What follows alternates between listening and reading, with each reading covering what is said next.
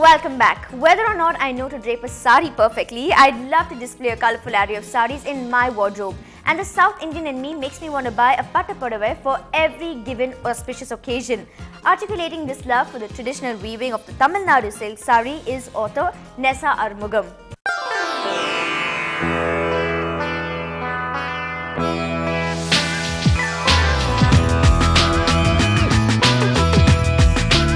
The mention of silk saris in India brings to mind the images of the brocades of Banaras, the patolas of Gujarat, and the temple silks of the south. It's almost every woman's dream to own a silk sari from each state. But for a South Indian, the first sari in her wardrobe is always Namma Tamil Nadu Pattu Podavai. As the weaver spins the silk and zari yarn, every design captures the bhava or the emotion of love and invokes a response or rasa. This traditional art is so profound that words rarely do justice to its intricacies. However, Nessa Arumugam's book, Silk Saris of Tamil Nadu, splendidly articulates the author's love for the traditional weaving of the Tamil Nadu silk sari and the weavers who are the custodians of this art.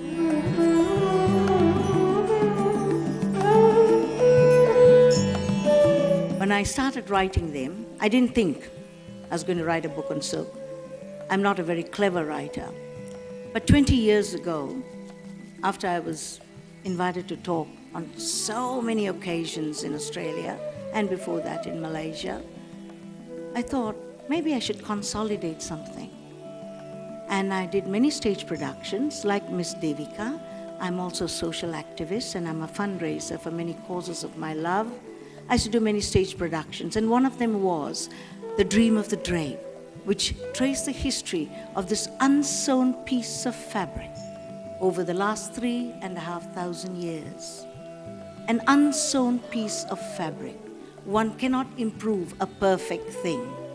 And the Indian woman has not had this feverish need to go looking for something new, something new, something new all the time, because an unsewn piece of fabric is perfect to create completely in a million ways.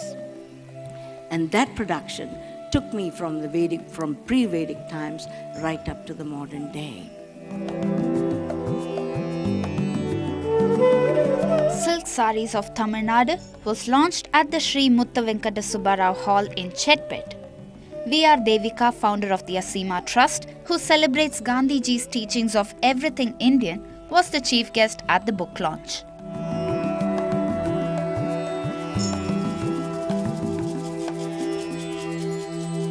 It is like a worship for me, wearing a sari and showing off as I walk down the street. I know because I love it so much that somebody will definitely say, what a nice sari you're wearing, Devika, every day, because of the love that is shown through the sari. And here is a woman who embodies that love. She's just embodying it, and it's the words that came out of her are words that are written in blood on her heart. And the way she is describing the saris and the way she has presented these, and I can tell you, this is a Purva Janma connection. This book travels like the journey of a hand-woven pattu sari from the weavers, the dyers, the pattern makers, the designers to the showroom. It's not just that. Nessa dives into the Dravidian soul that has mastered this art and places the weaving of a silk sari on par with a homage to the divine, just like the Karnataka Sangeetam or Natyam.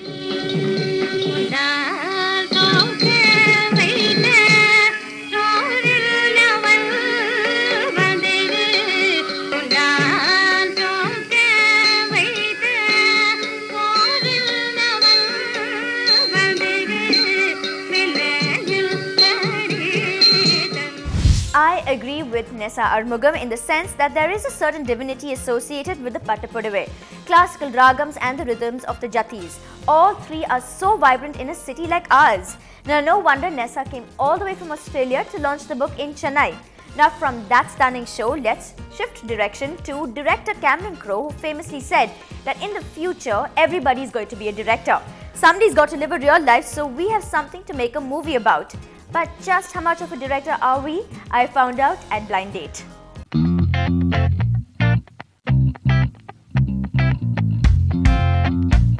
The world is filled with cinema and cinematic ideas. Now imagine if I had $1 million and I was willing to give it to you to make whatever film you wanted to make.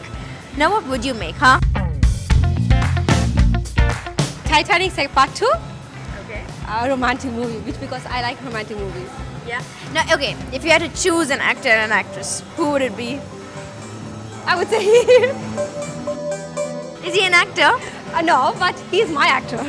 So, And who would you want to star in, or would you want to put yourself in the lead role? yes, sure. I can't see him with anyone else. So, Okay, and do we see a tragic ending to the movie, or do we see a more beautiful and romantic, rosy ending? romantic way of ending it. Romantic way of ending it. Well, looks so far like fairy tales are more the norm. I hope these bunch of youngsters at least have something interesting up their sleeve. I'll make a comedy film and I'll definitely cast Paresh Rawal in it. And who would be the lead actor? Amir Khan. Okay. And what would your story be like? What would my story be? Would definitely be some political comedies for sure. You like politics? Yeah, political comedies, obviously. Yeah. Okay. Now, if you had to title the film, what would you title it? Title: Once Upon a Time in India. Krishna Priya is almost a testimony to director Cameron Crowe's prophecy. But I like her thinking. Going with some guys, with my friends and some girls, I'll go for adventures and I'll go to like good jungles. I want to see the nature, then I'll do that things. And then there will be some miracle things. We have to find it out there. And I want to movie the finish without any finishing lines. I want to make it again part 2 and all. That's what. Okay, now who would you cast in the movie? Cast myself and my friends. Okay, and who would the actress be? Actress, I'm not sure. I have some friends. I'll ask them. This bacha will probably have only his friends as the audience. I would make a film on AIDS awareness. Okay. So, and the actors would be Rajnikant and Amir Khan. Nishrat has big dreams and big stars in his sight. Wonder what Amir Khan will have to say about the offer if he heard about it. I'd like to have a comedy movie. Star cast, say Salman Khan or Amir Khan, and maybe a kind of remake for Andaz Apna Apna.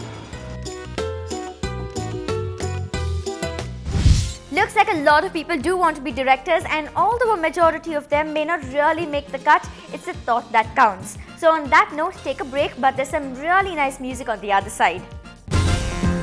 Sarga, Chennai's debut contemporary concert, has some cool talent lined up.